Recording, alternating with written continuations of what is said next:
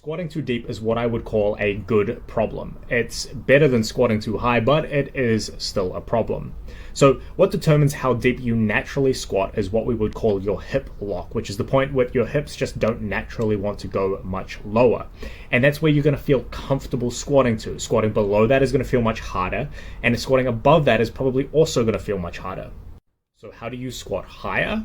You fiddle around with your foot position primarily, but also your footwear, until you find a point where your hip lock is below parallel, but only a little bit below parallel.